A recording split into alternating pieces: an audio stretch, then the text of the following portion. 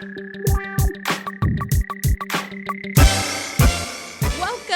to another episode of the Women's Hoop Show. We've got a packed episode today. The playoff race is spicy. Big time performances are shaping the standings, and there's plenty of drama around the league that we've got to unpack. Per usual, nothing else is new. We'll kick things off by diving deep into some game recaps, including some clutch finishes, hot streaks, and what it all means for the playoff picture. And after that, we're turning things over to you, the fans. We've been getting a ton of great questions and thoughtful emails lately, so we'll take some time to go through them and give you our perspective. It's going to be a fun one, so stick with us. We got a lot to cover. Autumn, welcome back. How are you? What's up, Jordan? Doing so good. How are you? I'm doing well. I was already doing great. And then you popped up on my screen. We're going to plug some merch per usual, but you're in the Hoop Roots shirt. So if you guys are listening to this audio only, run over to YouTube and look at this shirt because Autumn is rocking it. The first ever Women's Hoop Show merch drop. It's here. How you liking it? How you loving it? I love it. She's so cute. Truly a gem. I love the play on with the words. Gonna give the viewers a better little We love sight. it. Model it for us. With the flowers coming out, the surrounding the ball. Like, it's so beautiful. I love it. Jordan, you did your big one on this. I know you had your creative mind around this, but it's adorable. Like, it's soft. Like you said, don't walk, run and get it, because how unique. It's everyday type of wear, streetwear, dress it up or down. I love it. And I love that we got merch. I literally need all of it. All of it more. It's so fun. I know today I'm in my white or Cute. cream Women's Hoop Show. Know your hoop roots. We're So showing cute. it off. We love it. Okay, I feel like we did a great job of modeling it and describing it. Autumn, you're hired, first of all, for all of our commercials describing these merch. But we have tees, we have hoodies, we have hats, a water bottle. If you're thirsty, we've got it all. And you can run over to shopwomenshoops.com to grab yours because it's only available for a limited time, y'all. Only until September 16th. So make sure, sell it out. Because I know you guys have been in my DMs loving it. So go ahead. Go sell it out. It looks great. I'm obsessed, actually. This is so cute. I love it. I can't wait till my Hoop Root shirt gets here. I'm going to wear that. Yeah, yes, yeah. I need it. Top tier. Love her. Okay, now that we got the merch plug, you'll be able to see it throughout the rest of the episode. But let's talk about some of these games that have happened since earlier this week, since our last episode. One of those was the New York Liberty against the Golden State Valkyries. And I want to say every game has implications, especially if you're in that bottom 5 to 8 and you are fighting for seeding movements. Even if you're in the top 4, you want to get home court advantage. You want to stay in that top 4. So it's very important. But I was how do I say? I had a zoom in on this game because I was like, this is a chance for the Liberty to kind of turn the ship a little bit. Even though Sabrina is still out, maybe this could change things. Autumn, it did not. They had the run that the Golden State Valkyries went on, 21-6. To build a 15-point lead and carried a 14-point halftime lead throughout or into the half. The Valkyries they're just really good. And the Liberty didn't have an answer. What did you see from this matchup? First things first, shout out to the Valkyries. Everything they've been able to do this season, hats off to them. I know the New York Liberty, they're bitten by the injury bug right now. Like, let's say it how it is. This team isn't at full strength. They haven't been able to respond in certain games, and this is one of them where you need a full strength team. A Sabrina is a huge piece of that, and she wasn't in this matchup. Yes, you have Stewie back, but I think once this team is collective as a whole, this is another type of scenario that we're talking about as the defending champs. Now, I will say for the Golden State Valkyries, the way they were able to come in and really hold true to their identity with defense, holding New York Liberty to just 58 points. The fact that they had a monstrous second quarter in the first place, 26-8. This is a team that, like, if you told me, you're going up against New York Liberty. They only scored 8 points in a quarter. Like, that's not very characteristic of a well-balanced, well-oiled machine in New York Liberty. I just thought they were well connected in this game. I thought, the Golden State Valkyries, something that they do the best is truly play to their strength. No matter what role you play, everyone does it to a T. And we're seeing just that. And I really feel like even with Veronica Burton, if she's not like, hitting the big time shots, whatever, she's still organizing the offense. She's still showing that she can run the show, and she's finding the best available hot hand. And we saw the balance in that. So just shout out to them and everything that they're accomplishing this season. It's been incredible to watch and witness. For sure. And Monique Billings is back for the Valkyries, Yes. which I think is also a huge, huge piece as they are heading into the playoffs. She's been nursing an ankle injury, so I was happy to see her back on the floor. Timmy Fagbinlay had a monster game, 16 points, 5 rebounds, 7 for 10 shooting. Kate Martin added 11 points. For New York, Stewie with 19. Great sight. Would love to see that. And Natasha Cloud back in the high scoring column with 19 points. The masked Tosh Cloud, which I'm excited to see that as a whole nother identity for her. But I think you said everything perfectly. The Valkyries are a team that we're going to talk about later that nobody wants to see them in the playoffs. Nobody wants to see the Valkyries in those early rounds. Are you kidding me?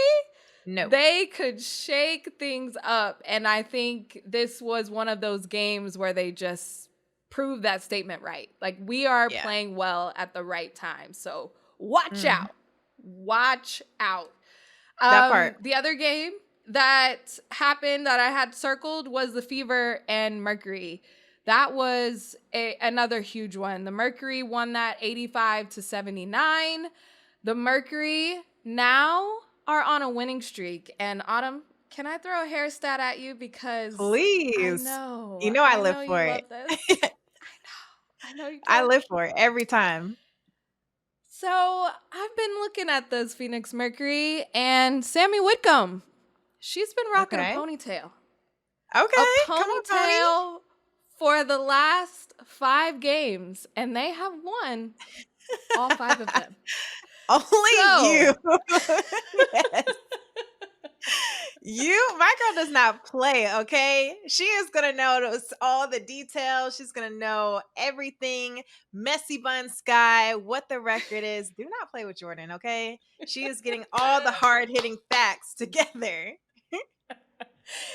Look, at this point, she is also aware of it. She has to be. And I think that superstition plays a huge part in sports. And I think that players are so superstitious.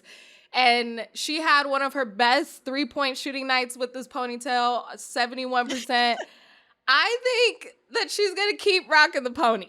And I say keep going until something else gets messed up. But Sammy Whitcomb, Phoenix Mercury fans are going to be expecting the ponytail. So let's keep that going. Let's keep it going. We need the pony every single time because this is a team that can really be in the thick of it when you think about a deep run in the playoffs. So it all depends on the pony at this point. It's all riding on the ponytail. Everything else doesn't matter. No, I think the other part is that Phoenix is also playing super well, and they have Alyssa Thomas, and they also needed this game against the Fever. We didn't have any spiciness this time between Dewana Bonner and Lexi Hall. Dewana Bonner calling Lexi a bum after making a shot. That didn't come around this time, but the Mercury still got the win on them. Yeah, they sure did. And you mentioned Alyssa Thomas. I mean, always a walking triple-double, 23 points, 9 rebounds, 9 assists. The fact that she's doing this every single night. I can only imagine, like, by hairs, she's right there. I can only imagine, like, how many she would stack up just on a given night. It's almost guaranteed. You're almost expecting it. And we're spoiled at this point. Like, I want us to still continue to talk about Alyssa Thomas in the MVP conversation. I feel like it is narrowing down to Fee and Asia, but no one's having, and we haven't seen a season like this from anyone that Alyssa Thomas having. So shout out to them. But I really just feel like, this team has been up and down only because of the fact that, they haven't been at full strength throughout the entire course of the season. I really feel like we're seeing a Mercury team that's catching a good stride at this point, and we're seeing that big three shine. And I mean, this is why you get a player like Asatu Sabli. This is a player like how you get in Kalia Copper, and how all this meshes together at once is going to be really cool to see it continue to develop down the stretch. So, shout out to Alyssa Thomas, Dewana Bonner as well. That's why you get a championship caliber player as well, who can give you timely buckets and a spark, be a veteran voice in the huddles. It's going to be really cool to see how it all comes together. I really would hate to go up against this team in the thick of playoffs for sure. Yeah. And when we think about the Mercury, their upcoming games to finish the regular season, they have Washington, Connecticut, Sparks, Dallas. Like, very winnable games. Not saying that they could go all the way through, but winnable games to keep this momentum going into that first round. So I really like that for them. On the other hand, for the Fever, gosh, the bad news just keeps on coming. I mean, I saw today that their player development coach tore his Achilles. I saw that. Are you kidding me? Coaches are getting on the injury report. This is, someone messaged me and was like, they're cursed. Like, this is just a season of bad news. Chloe Bibby, who was signed as a hardship player, is now out for the season. And they signed Bree Hall to finish out the season, replacing her. But like, my goodness, crazy. Just trying to get through. They're in the playoff contention. I don't know how, but it's, man. Do you know, this is a mental, emotional, physical toll, even on me. Like, I can only imagine in the locker room, but you would never know. Like, every single time, even though they lost in this game that we're talking about, this could go left so quick. But the way they're able to respond to adversity, you have to give credit to Coach Stephanie White. You have to give credit to all the players rallying together and making the most out of the situation. And you got to give credit to Kelsey Mitchell, who is playing lights out, can go on a run on her own, putting the team on her back. Like, this is not the season we thought. Like, if we played back our other episodes, how we were like yelling, clapping, like, oh, they could make a deep run. This is now a new tune, but no one would have saw this coming with all these injuries. It's insane how many players have went down for the Dream. I want to say, like, what is that? Like 6 players just about. So you got Caitlin Clark out. We haven't seen her play, only 13 games. Sydney Colson, Ari McDonald, Chloe Bibby, Sophie Cunningham. Who's the last one? So maybe 5 or 6. Like, this is crazy. I hate it, but still like season injury. But still in the conversation, season ending is crazy, but still in the thick of playoff contention. So, hey, like I said, this could have went left, but they're right there. So they just got to finish strong. They're right there. And finishing strong, they have a game against Chicago, Washington, and Minnesota. So a tough Minnesota game at the end. But I mean, we talked about it before. Chicago, Washington, they could play spoiler and really mix things up here. But I would be so curious if I could just be a fly on the wall of the Fever's locker room. Like, I wonder what the vibes are. Are the spirits so high that it's like, yeah, we got this. We can go in the playoffs. We've gotten it so far, like rah rah rah, or is it like, All right. Well, Like Kelsey Mitchell's like, okay, you need me to let's get score through it. 40 or 42? What do we need? Like, I'm so curious what the Yeah. vibes and what the pep talks are from Stephanie White to come into these type of games at the end of the season. Yeah, I'm curious too, but shout out to them. That's all I Ooh, gotta say. Shout out to them. I'm ooh. curious to see, I mean, just the fact that if they make it into the playoffs, that's something still to root for. Yeah. That's I know we don't celebrate moral victories, but like that to me would be one to make it into playoff contention, be one of those 8 teams with everything they were dealt, no matter what it looked like that night, they responded. Yeah. And when you think about, last thing I'll say, when you think about how many years the Fever have missed the playoffs previously, so to make the playoffs for back-to-back seasons is a Mhm. really big deal. Like I'm sure we're going to get all of the stats and all the numbers thrown at us. So like when's the last time that that's happened? Mhm. Because even though despite everything, making the playoffs in back-to-back seasons is a really, really big deal for them. So Yeah, we'll see. absolutely. We'll see. We'll see. All right. Wednesday's game, the Sparks fell to the Dream 86-75. Yes. And the Dream moved up in second place of the standings with that win. Jordan Canada back, first double-double of the season, 10 points, 10 assists. Ryan Howard, I mean, ride time, Right. 19 points. Alicia Going Gray was crazy. out, no problem. On the other side, the Sparks looked a little tired to me. This was like their third game in 4 days, plus a cross country flight. It just seemed like they didn't have much left. 21 points for Dearica Hamby. Kelsey Plum had 18 points. Rakia 15.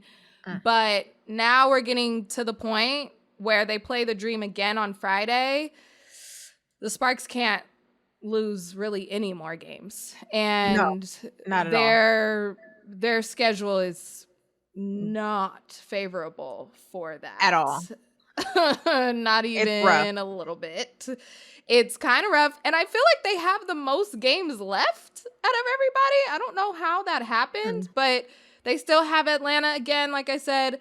Dallas on Sunday. Next Tuesday, they have Phoenix. And then they end the season playing the Aces. Mm, mm, mm, mm. Mm, Yeah, that's rough.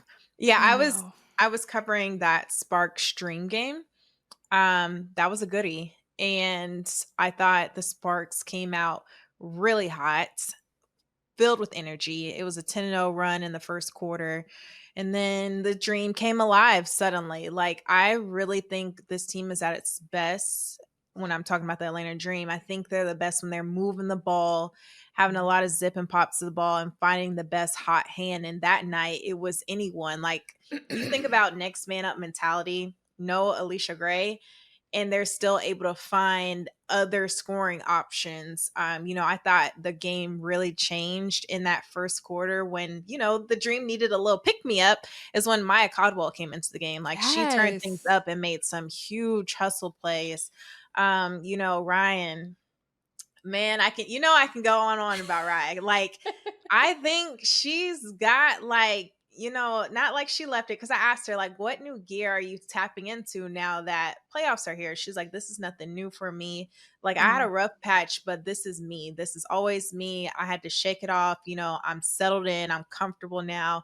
And now it's time to, get things going. Like, this is typical Ryan time that we're used to, that we've been seeing her career, her college career. She's just a hooper. She's so smooth. The way she's getting to her buckets and her kill spots, it's been at an efficient manner.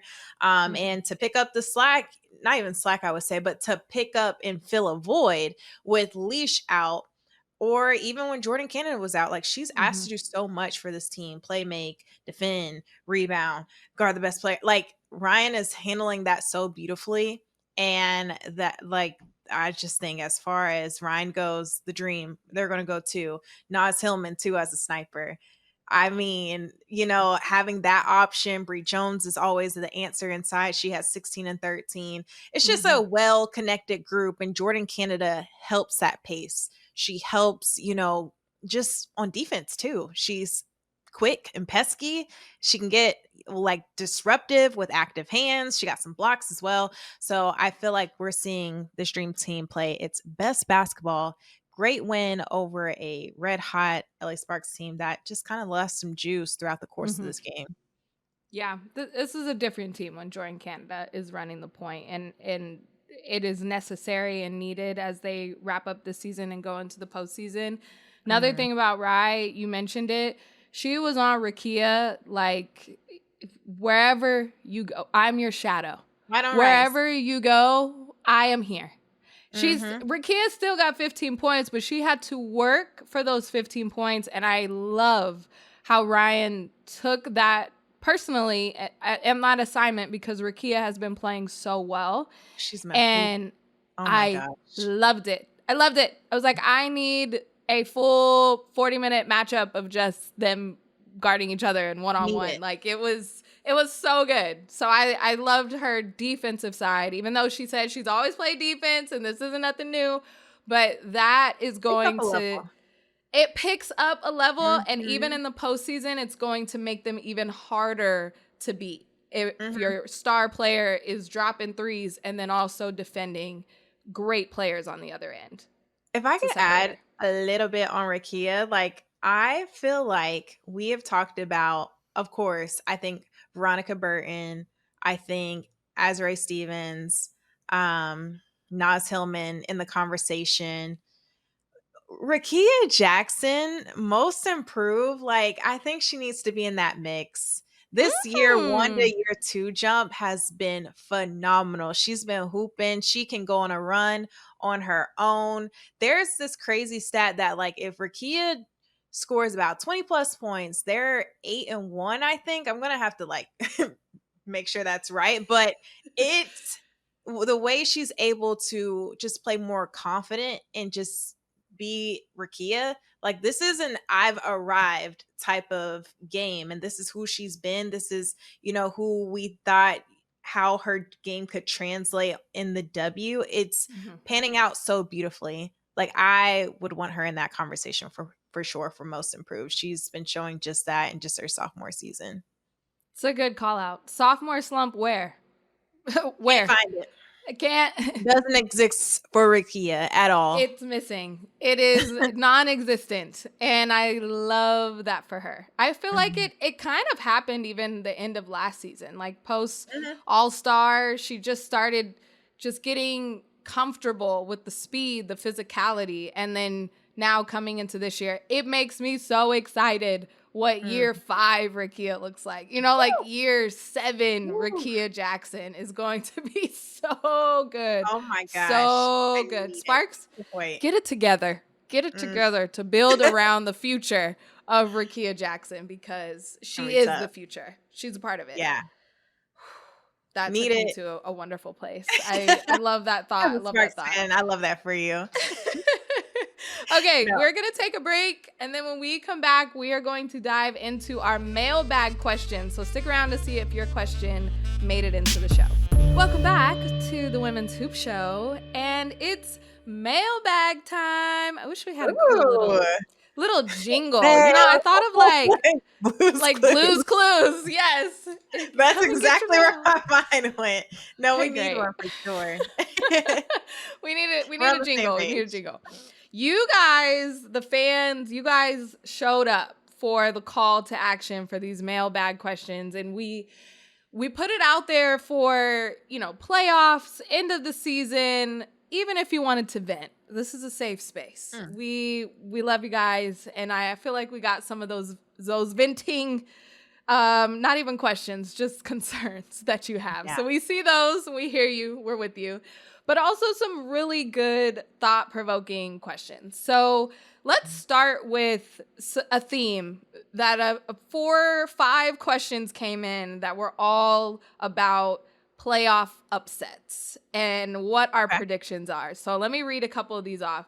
From Mm. DLO13 on Instagram, Which teams do you think give the biggest threat to upset the Lynx in the playoffs? From Lauren Rattle, I believe. Sorry. Instagram, what do you think the biggest upset of the playoffs will be? From G. Holdsman, is there a realistic path for the Fever to upset the Lynx in round one? It seems like everyone wants the Lynx to get upset Right. for some What's going on reason. here? Sheesh. And Dynasty from TikTok, who would be fun teams to go up against each other in the playoffs? So kind of just this whole thought around, are there going to be upsets? Who's going to upset the Lynx, clearly? And what are some fun matchups you're looking forward to seeing? So what are your kind of initial thoughts there? Okay, so first things first, if the season ended today, it would be Lynx versus Fever, that 1-8 spot. I don't see an upset happening here. I think we can agree with that all across the board. Like, the Lynx are full strength. They have their MVP caliber player back in Afisa Collier. And the Fever, we just talked about it. Like, just the injury bug has been so unfortunate for them. I think the Lynx have a clear path of moving on. And this is a team that I would have put in the finals easily. As far as upsets, I don't count 4 and 5 as an upset. Like, that doesn't count. I know. I feel like they're kind of equal level. Yeah. And that is Phoenix and New York. If the season was to end right now, if New York were to get past Phoenix, I don't know. I guess it could be an upset, but You know what? Only if Phoenix got past Liberty, then I'd be like, all right, that's an upset. Defending champs. You feel me? That's the only lens I would look at it like that. So you send the defending champs home in the first round. That's an upset to me. Now, okay, let's see if Liberty. No, I don't see that. So let's see. I have my little bracket right here. I think the biggest upsets. I like the Valkyries story in general. They would have a tough assignment going up against the Aces. For a first year expansion team to move on to the second round, one, to make it, this has never been done before. If everyone knows, like, never been done before, but two, to make it past the first round, that's massive.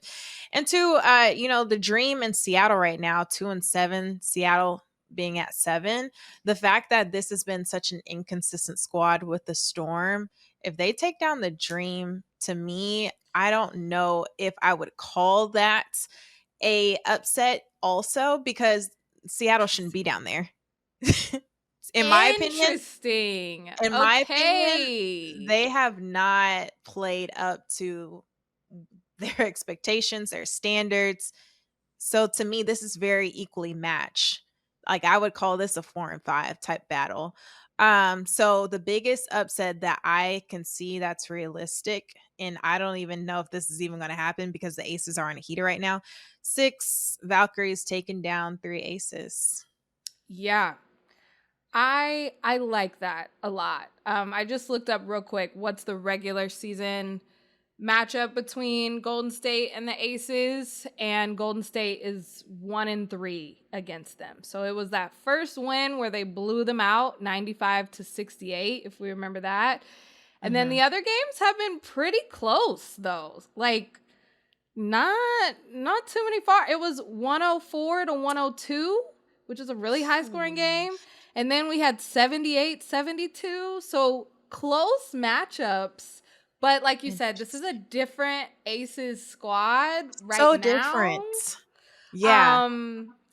But playoffs. How great would that be for the Valkyries? The story, the plot. In the first round. Oh man. I don't do it for the plot. Asia. We're doing it for the plot. Honestly, I love a good storyline. Like, I know you, Jordan, as a journalist. I live for it. But also a world without, Asia Wilson in the playoffs. I don't want to see that. I don't want to see that either. You're right. You're right. I don't think Asia would allow it to happen, but it would be a fun story. To answer this last question, matchups are fire though. They're really good. The fun teams that I would want to see, I want to see if somehow the Seattle flips to the 8th seed, I want Okay. Minnesota Seattle. I think Ooh. that would be so Now that's fun. gonna fly. They Yeah. have been at each other's necks, and Yeah.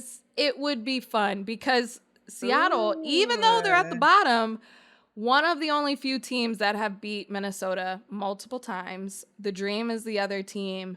Skylar plays crazy. Technicals would be flying. I just want to see that.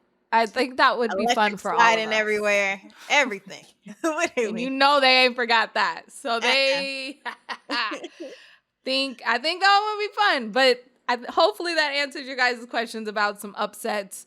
We're kind of pulling for the Valkyries to be the upset is really our answer. No matter So who they face, it I just don't could be care. fun. Could be Honestly, fun. though, if they play the Dream, I don't know. I don't Okay. no, actually. Anyone but Sorry, the I was Dream. speaking for myself. Okay, I love that. So we also have some questions just about playoffs in general. So let's Okay. see if we can dissect these. From Sorry, this is Patrick on TikTok, which is definitely a SpongeBob reference, and I love that. What team looks to have the toughest road to the championship?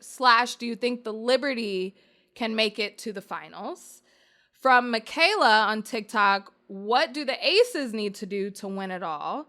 And Mm. Sierra Simp 03 says thoughts on the Aces and then peaking right now. Will they have enough left to make it to the finals? So I feel like this is kind of a Liberty question and an Aces question of how could both of those teams kind of get to the playoffs? Okay. Just real quick, that first question is kind of the same answer Yes. in each Yeah, other. yeah. Yes. Who has the toughest road?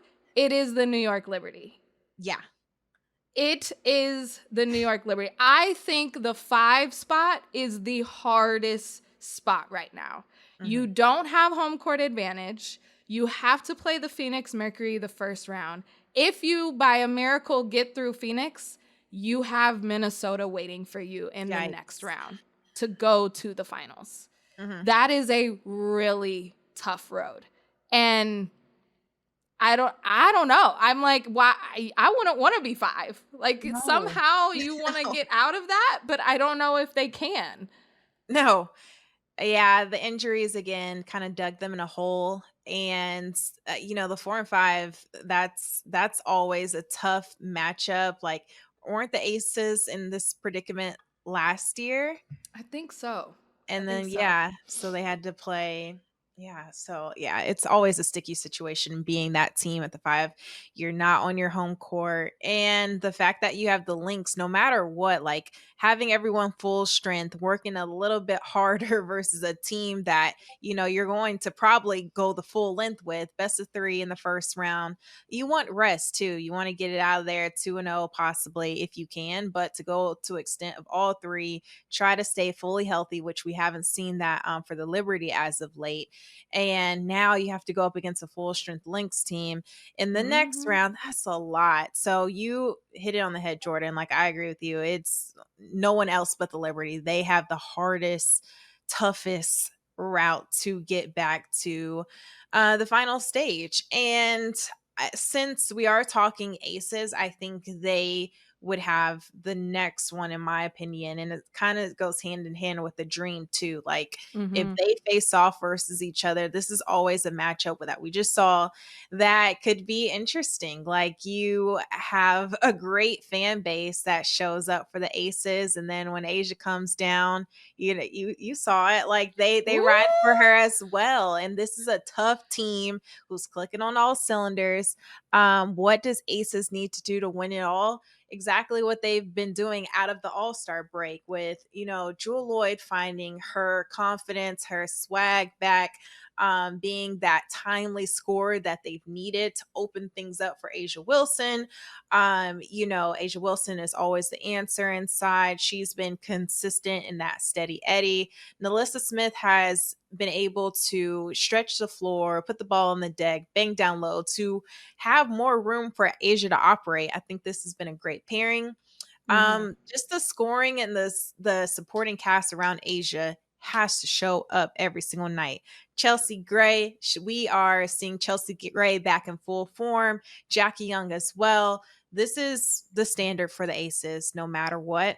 And I love the whole conversation around Becky Hammond putting the challenge towards the Aces, saying, "Hey, you guys have your own scout. Like, we are going to buy into this. And the only way we can make a deep run and put ourselves in a serious position is if we fix up defense." I sat down with both Asia and Jackie during All-Star break, and every single time I was like, okay, what do you need to do? What's that next gear? Somehow, some way, it was about defense. And to answer that calling, I love to see it, because that's exactly what was missing, was the defensive end. And that wake-up call was the Lynx. So we're going to see. I wouldn't want to go up against this Aces squad, and it might be the dream. That one could be really fun to watch. Oh, that would be fun. Another thing about the Aces is, I know everybody is talking about it on social media, is Asia posted this hilarious video of them all walking in the door as dressed as their type. And it was so funny. First of all, Asia comes in a full Miami Heat uniform for her boyfriend, Bam Adebayo. But everybody coming through the door as their type. Actually, this was a great indicator for me. I'm like, they're having fun again. They're making funny videos. This is the content that we have seen from Aces past. We thought, does it just go away when Sydney Colson is not on the roster anymore? But they look like they're having fun. They did have like a week off, and so people were in the comments like, Kathy gave them too much time. This is too much time off in between games. But this idea that it's fun again, and you can see them kind of coming together. I don't think I doubted necessarily their team chemistry. I think it was very much X's and O's that needed to be figured out. But seeing something like that, have it go viral, have everyone have a laugh, that is very much the vibes and aura of Aces teams in the past. It is very on brand for them. So I was like, okay, this is a good sign. This is a viral, funny video for the Aces right before the playoffs. Watch out. Watch out. The X Factor. Yes, that is the X Factor. I see what you did there. No, for sure. That is the X Factor. So I think, in summation, the New York Liberty have the toughest road to me. And I think it's also like kind of sad as a fan that we probably maybe could get a Minnesota New York in the semifinals and not the finals again as a rematch. But it just seems like that fifth spot is really, really tough on that side of the bracket. So, yeah. Good luck. Good luck. Okay. One more section before we take a break. And I had to dwindle some of these questions down because I feel like I got so many questions. No, they showed you love. I'm like, let me send them my 2 questions for a little razzle dazzle. I need my people to talk to me. Come on. No. I was Shout like, out to you guys. You guys sent in these questions, but it was so many about the Seattle Storm. I feel like I put that out there to vent, and the Storm fans, they came in. It. From LP Chosen One, the Storm are infuriating. Will they make the playoffs? They're wasting a good Nneka season. And then Electric Lady 910. Do y'all think Messy Bun Skylar and Madam President Nneka can will the Storm to win a playoff series? And then lastly, Kristen M. Tucker for why does Seattle keep falling apart? As a lifelong Storm fan, it's so painful to watch. So Autumn, what do you say to these Storm fans? Okay, first of all, Storm fans, I know I talk about the dream a lot. I know I ride for the dream a lot, but I promise you, I am actually a very undercover Storm fan, so I sympathize with you. Skylar Diggins, growing up, one of my favorite players, hands down. Nneka Ogwumike, I love her game. Like, honestly, she is, gosh, I think I would put her in one of my top 5 if if I talk about like my favorite games to like to watch, Nneka, she's so smooth, timeless game. Like everything about what she's been able to do, I don't think enough people talk about her. So I feel for you. And this team has all the pieces. So it's like, what is going on? And why can't anyone put their finger on it? I don't even know if they can exactly put their finger on it because sometimes they look like, oh, championship contender, number one in blocks and steals. And this is one of the best defenses in the league. And they've turned their defense into offense and they have 16 threes versus Minnesota to take them down. And then the other storm is like, dang, we should be blowing out these under 500 teams, or we should not be holding our breath, making sure that we're going to make the playoffs with all these vets on the squad. Mm-hmm. I feel for you guys. I do. I do. Because I will. I'm trying to make sure we're here. I really hope that they can pull through. But it's going to take, to answer, I think you said Electric Lady. Mm-hmm. Can Skylar and Nneka do it? Just those two?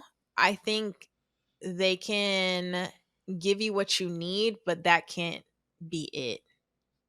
You gotta have more. You have to have more. And we've seen that throughout the course of the season. Dominique Malunga has been incredible in her growth this season.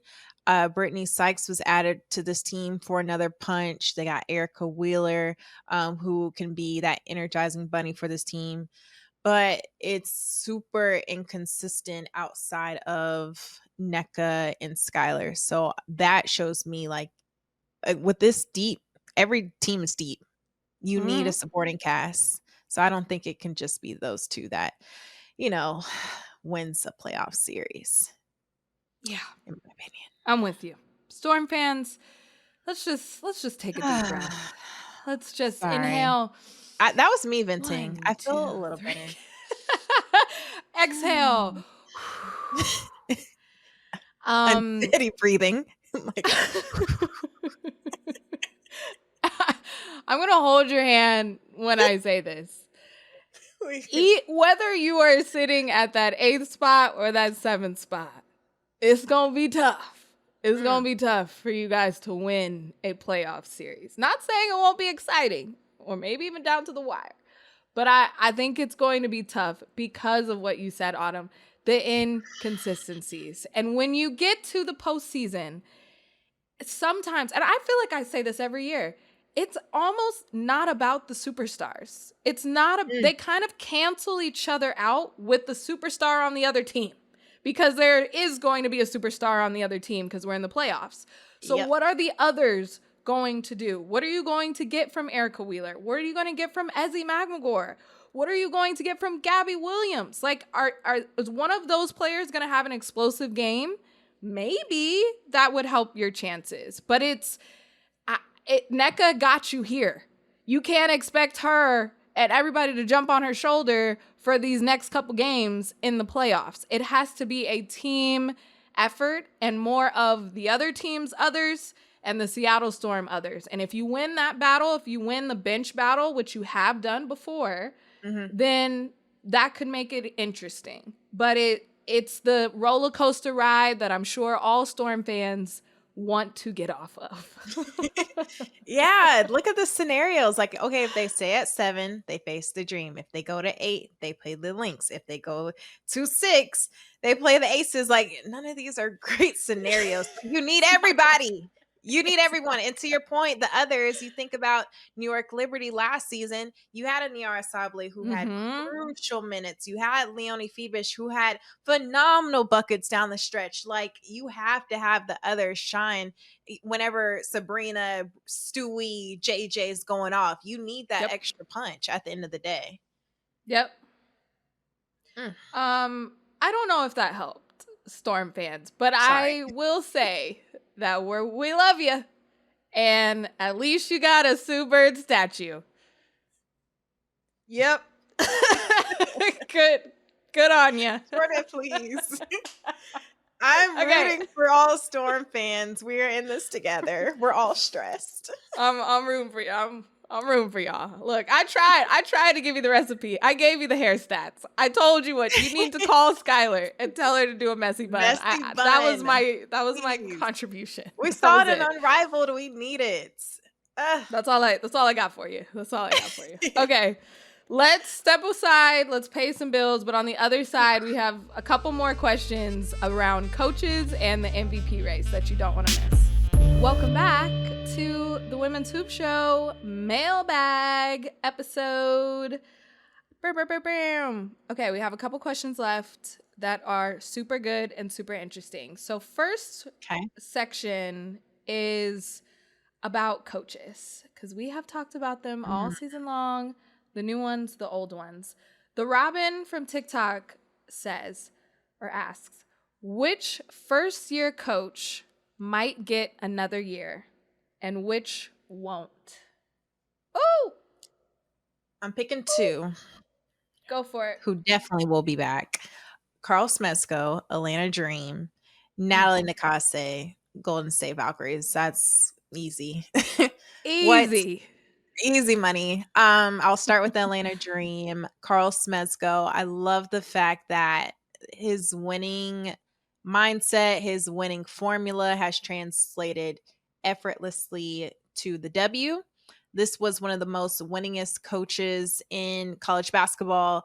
And now the Atlanta Dream have the most franchise wins, which is insane to get done in your first year. And that's because he's created a system that's fluid, it's free, and everyone is playing their own game. And at the same time, everyone's growing individually to create this really dominant winning formula. It's been incredible to witness. So shout out to Carl Smesco and the buy-in from the other players. Like working with the Dream, I never have to ask about Carl Smesco, like to the players, like how great of a coach is he? They immediately just tell me, and that to me speaks, to the volume of how much they really love Carl and how, he's been just so big in this missing piece in the winning formula they needed. Now for Natalie Nneka, like hats off to an expansion team who's sitting comfortable in playoff talk. And no one saw the vision, to be honest, like with, the different players she was bringing in. And she created a roster of, different role players who played their role to a T and bought into a system that she's created, like a 3-and-D type identity team.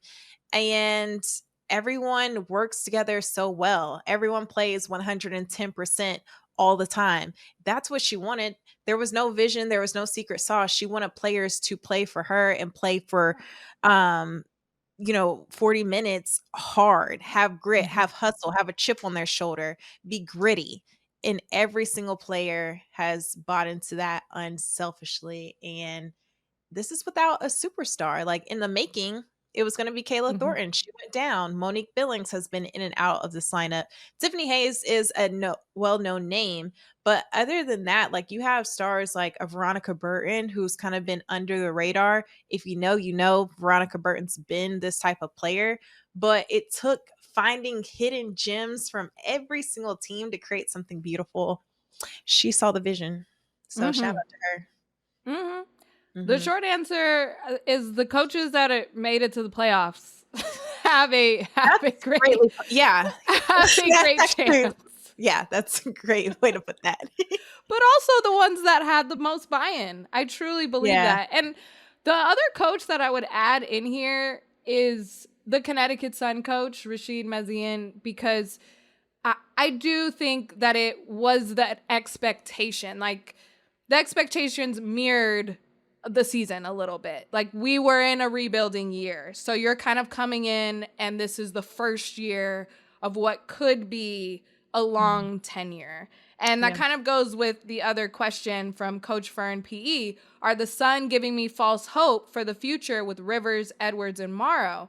I don't think so. I think that is a great core group to have. And when you have a coach, when you see them play defense, they have won, half of their win total games in like the past couple weeks. Like they it just took some time, and they're going to get some pieces. Who knows where they will be in a couple years? That's a whole nother conversation as a franchise. But I think that what he's done, and it's a slow build, it's just that the expectations kind of matched. It's not like a Dallas Wings team where we saw all the off seasons moves and you get Paige Beckers and everyone's really excited, and the expectation did not match the final result. That to me is something that puts it in question if you're going to come back again. Even Tyler Marsh, we were up in arms because you only gave Teaspoon 1 year. And my whole question with this is that if Teaspoon only got 1 year, one of these other coaches better only get 1 year too. That's all I'm saying. Because the conversation around what can you do in a year, the grace was not extended to Teaspoon. And is the grace going to be extended to a Tyler Marsh, to the Dallas Wings coach that I'm blanking on his name right now, Chris Koklanas? Is that going to be extended to them to see the vision for the long term? I'm very curious. I don't know the answer to that, but I'm very, very curious. I think you're right. Carlos Mesco, Natalie Nakase are in Coach of the Year conversations. Yeah. And it's in their first year is an incredible feat to do. So yeah, those are my thoughts on the coaches. It's going to be a very interesting offseason is all I'm saying. And it's not only going to be about the players. Yeah, we saw a lot of turnover with coaches. That was a huge storyline during the offseason. But yeah, that's a great point also with extending grace. And then also, is it kind of the same vibe this year? Like, keep the same energy in a sense. I'm really interested to see that, because we all don't know. We didn't know last year that, some coaches were going to be let go. And I understand kind of like a win now mentality, move as the league moves, whatever, but like it takes time. For example, you just mentioned the Sun. They just blew up their entire team. Like only one player stayed. And so there was no high expectations anyway for that team, but the star power you bring in, the players you bring in, that young core, I don't think they give you false hope. If you watch their games in college, you know what they're capable of. If you've seen their games this year, you know what they're slowly building it to be. But just putting a bow on everything. Congratulations to I know the season's not done, but congratulations to Carl Smezgo, who had 0 WNBA experience, and Natalie Nakase. I know she was an assistant coach and has W experience, but to step into the head coaching role, that's no easy feat. And she did it beautifully. And now this makes it a very attractive destination for free agents next year. So that also makes things interesting. Super interesting. Lynn Roberts was also the coach, I forgot, for the Sparks too. I think them being on the cusp is okay, but I would love to see this continue. I know Kurt Miller only had a few years to see what he could do, the last Sparks coach. So we'll see. I think they would give her at least another year. Jeez. Yeah, at least one more, at least 2 more, maybe. But because there's been so many head coaches in the Sparks organization in the past 10 years. But that's another name that I forgot. So I wanted to shout her out as well. Agreed. Okay, the last question. Maybe my favorite question that I received. So this is from Deanna. She DM'd me on Instagram. And she said, Jordan, with all the MVP talk, can we get an explanation or history on how the points-based system plays out? This year could be like 2023 when Stewie won, but AT got the most first place votes. I still don't get how that happens. Please. Yes, Jordan. Such a good question. Autumn, I got the notebook. Ooh, I know you do. Enlighten us. I was reminded about this, and I remember how crazy that was. And if you don't know, maybe you're a newer fan. In 2023, Breanna Stewart won the MVP, but she did not get the most first place votes.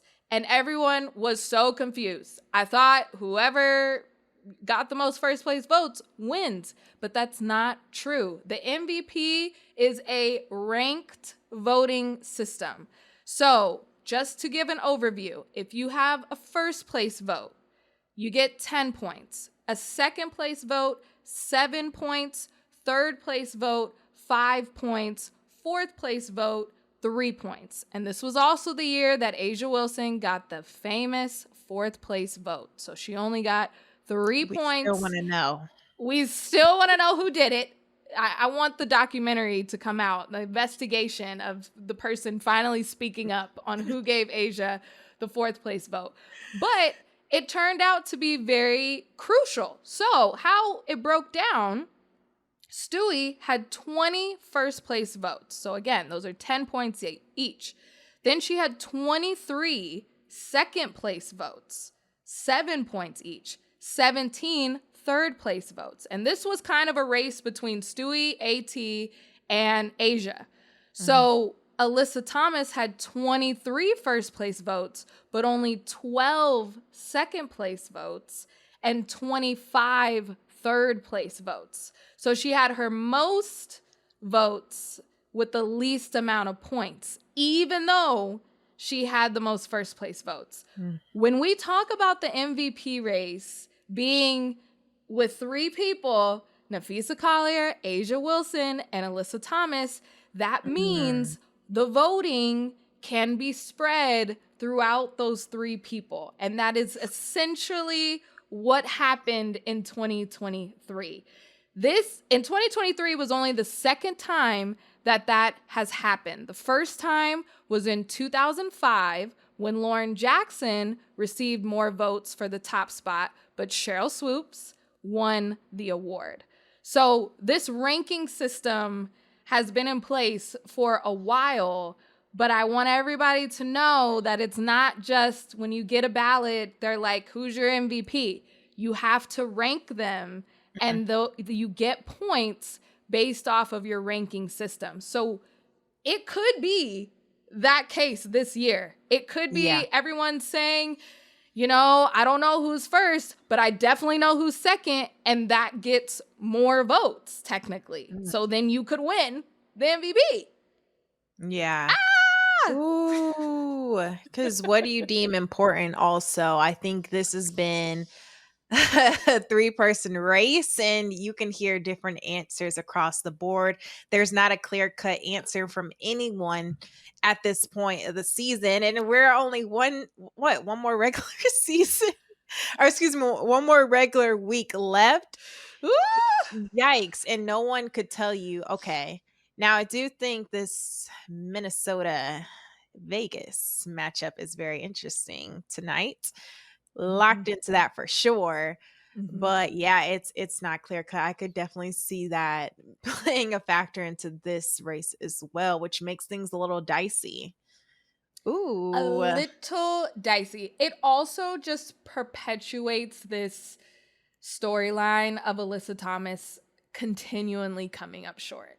Like, she actually did get first place votes. And also want to put this back into your memory, in 2023, this was the season where she had 6 triple doubles, and she just broke that this season. So this was the time that everyone was like, yeah, she's my first pick. But it didn't translate to her winning the MVP. So I think I just hate that for her, because it just goes along with the story of always the bridesmaid, never the bride.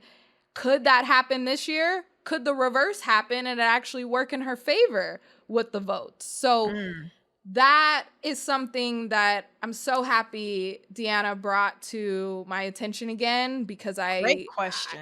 I forgot, and it's looking like that. It could be that type of year. Whereas, again, A'ja was unanimous last season, so it didn't go down to this little bitty things. Whew, Autumn. Oh my goodness. This Wish. actually gives a little view of how this season has been. Chaotic. Yes, chaos. Literally. And I live Chaos. for it. I live for it. No, this is very Well, interesting. the last thing to end on, talking about chaos, we don't have to spend long on this, but I just have to talk about it, is this last comment Oh from no. hi_K8_N on TikTok. She says, Sky season ticket holder here. No question, just send help. Oh no. Oh no. No. No. Oh no. SOS.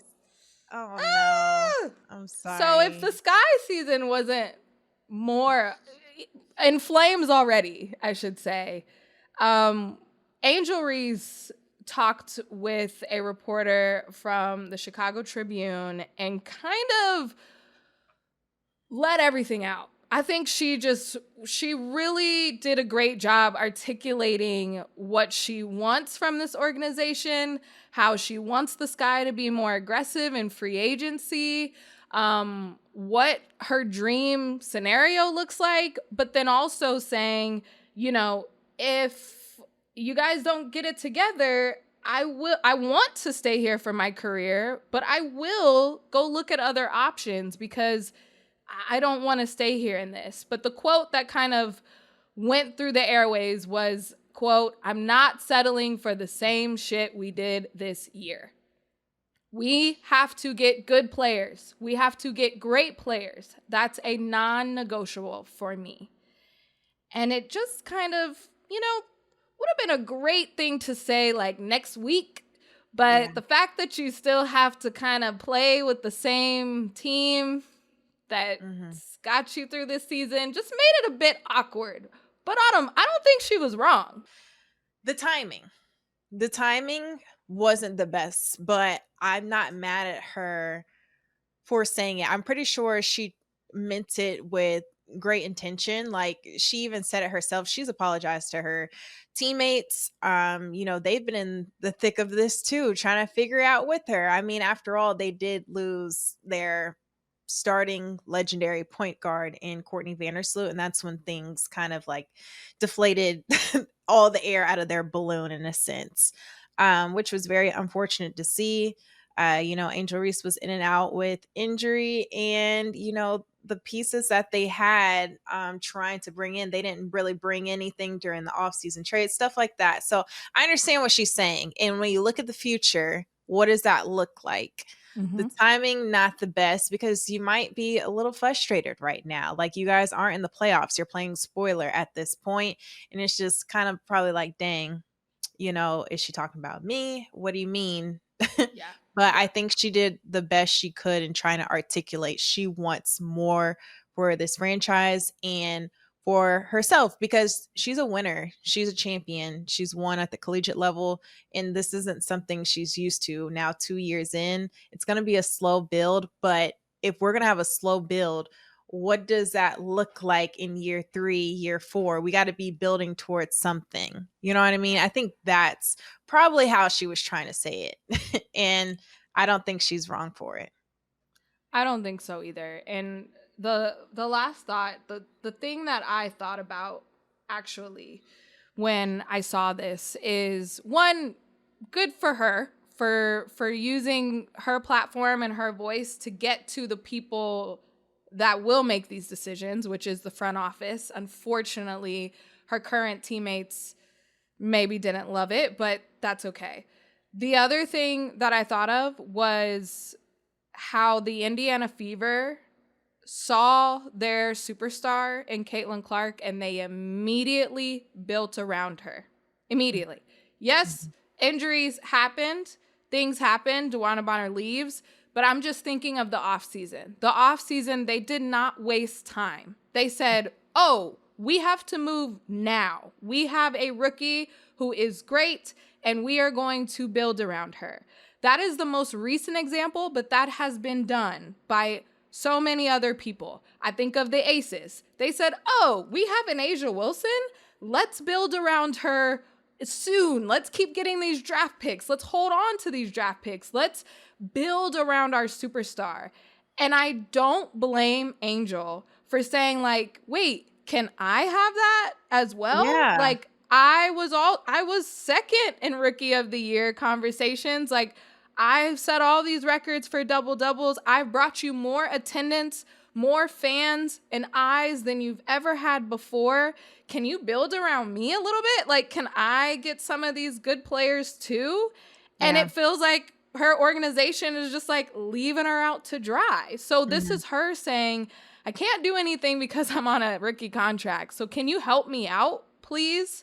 And I think that is valid to say. And also you're trying to pander for free agents to say like, we got to get this together so I can go talk to other people because people like me. They want to play with me, but they don't want to come to this organization. So can we fix this stuff to get some free agents? And I don't blame her for that because she can look around the league and say, everybody, other organizations did it. Why can't you guys do that for me? Yeah. 2 more number 1 picks. I know Angel Reese wasn't a number 1 pick, but just when you think about slow burns, New York Liberty with Sabrina Ionescu, how they brought on everyone with JJ. I know a lot of people wanted to play closer to home, like Brianna Stewart and, needing a change, but that's how you go after and build around your star and Sabrina. Like this is a very marketable player that you want to play alongside. Even a Ryan Howard at the number 1 overall pick, if we're thinking about recent years, bringing on Alicia Gray, Brittany Griner wants to play with her, Bree Jones as well. And now we're seeing them sit comfortable in playoff position. Like you're seeing it. I mean, in recent years, it's like, okay, don't forget about me. It can be done. And I'm seeing it be done. That's a great point, Jordan. I love that a lot. And I'm not going to fault her for that. I just maybe think she's young too. Like I think sometimes I also try to watch how I say things and it sometimes may not hit how I wanted it to. And that's okay. I'm still learning. I'm still growing, but I don't think she had ill intent in that is what I'm trying to say. Like she's known for using her platform and speaking up and wanting more for herself. So I don't think it was bad. I don't think, the language was bad at all. I think maybe it just didn't hit in this moment right now. She's just trying to create some urgency because technically their season is over. Yeah. Yeah. It is. They don't have a shot at the playoffs. And like you said, she's a competitor. And that's what I heard first and foremost. Her saying, I want to win. Can you help? Can you help me? Please. Please. Raising my hand. Or please send help. Just like our friend of the show said. Just send help. I think that's also what Angel Reese is saying. Send help for me. Give my girl some help. Woo! Okay, we went through so much. This episode is 5 hours long. Just kidding. No, it was very long, but we went through so many things. I had so much fun. And last plug for merch because it looks really great. So go get your merch. Bye. I'm going to go get merch right now. The light purple, to be exact. Isn't it so cute? Thanks for tuning in. If you enjoyed today's episode, be sure to follow on your favorite podcast app so you never miss an update. Your support means the world. And if you're feeling generous, leaving a quick rating or review helps more Hoops fans discover the show. And you can now see us on our brand new YouTube channel. Make sure to like and subscribe there. Shoot us an email at women'shoops@odyssey.com to tell us what's on your mind. We want to hear your hottest takes, your burning questions, and all your feelings about all things women's hoops. We just might feature your note on the show. That's women'shoops@odyssey.com. The Women's Hoop Show is an Odyssey original podcast hosted by me, Jordan Robinson. Today, our co-host was Autumn Johnson. Our producer is Phil Sweetek. Our video team is led by Kurt Courtney and includes Tim Meikle, Evan Cox, Allison Jeffrey, and Lauren Vieira. Our executive producers are Greg Holtzman, Asha Saluja, Danny Freisinger, Maddie Sprunkheiser, and Leah Reese Dennis. And special thanks to Moira Curran and Josephina Francis.